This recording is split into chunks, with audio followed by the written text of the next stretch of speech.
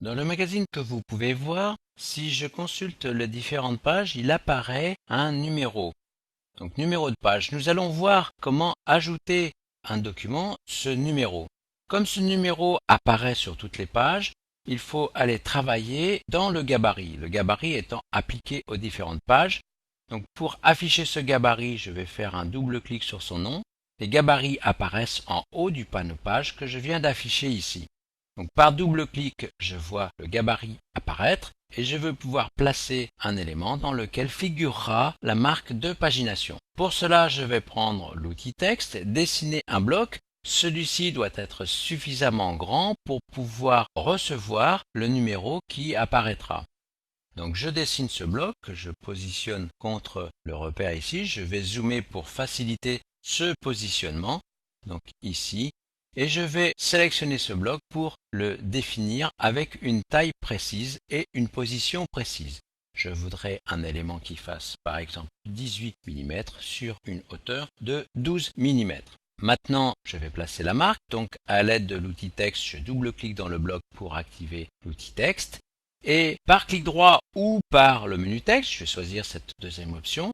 Je peux choisir insérer un caractère spécial puisque la marque de pagination est un caractère spécial. Il s'agit d'une marque et je trouve ici numéro de page active. Je pourrais taper le raccourci que vous pouvez voir ici, donc Alt majuscule commande N ou sur un PC majuscule CTRL Alt N.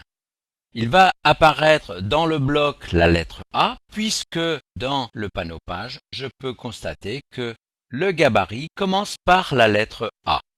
Maintenant, je peux formater ce numéro de page comme je le souhaite.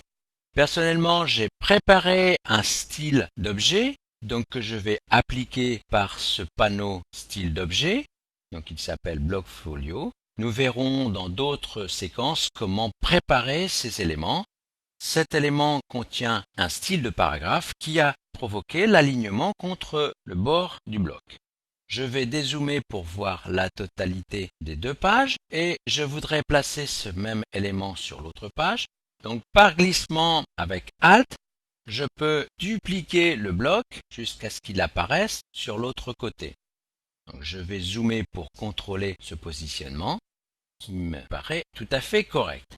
Ceci étant fait, je vais dézoomer et on va aller voir sur les autres pages, par le panneau page, que le numéro a été affecté aux différentes pages. Vous voyez sur cette page, donc j'ai bien 4, 5. Si je passe à la page suivante, je vais retrouver la numérotation en conséquence. Ici, la numérotation démarre par le numéro 1. Je peux modifier ceci s'il s'agissait par exemple d'une suite de ce magazine donc qui aurait été découpé en plusieurs fichiers. Je peux par clic droit définir les options de numérotation et dans la fenêtre qui apparaît ici, modifier le début du numéro. Par exemple ici, je pourrais taper le numéro 11. Attention toutefois, selon la page sur laquelle j'étais, de respecter les numéros pairs ou impairs, sinon un verso risquerait de devenir recto. Donc ici, si je valide, vous voyez que le numéro est mis à jour automatiquement. Je vais annuler cette option et on va regarder une autre option qui est la possibilité ici de changer le style du numéro. Je peux passer à des numéros précédés d'un 0 ou des lettres ou encore des chiffres romains. Il apparaît ici la possibilité de placer une marque de section. Cette opération s'effectue en deux étapes.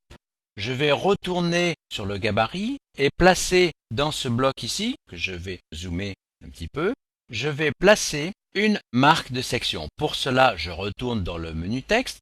Dans le menu texte, je vais trouver insérer un caractère spécial, puis encore marque, et ici, je vois marque de section. Il apparaît le texte marque de section. Je vais retourner ici par clic droit dans les options de numérotation de la page 1 et je vais taper le texte qui viendra en remplacement du mot section. Donc je mets le mot mag et si je retourne sur la page 4-5, vous voyez que le mot section est remplacé par mag. De la même façon, on va le constater en dézoomant. Si je vais voir sur les autres pages, je retrouve bien la même chose.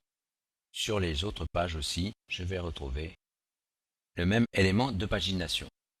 Nous venons de voir dans cette séquence comment placer une marque de pagination et comment gérer certains éléments liés à cette marque de pagination.